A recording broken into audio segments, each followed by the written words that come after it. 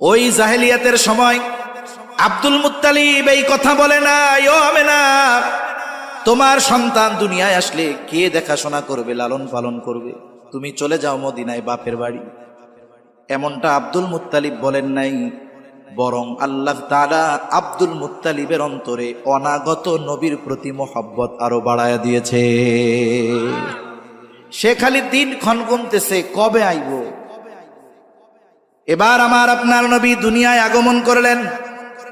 Abdul Muttalib কত খুশি হয়েছে, যদিও জানে তার বাবাও নাই, বাবার সম্পদও নাই, একজন ইয়েতিম। কত খুশি হয়েছে।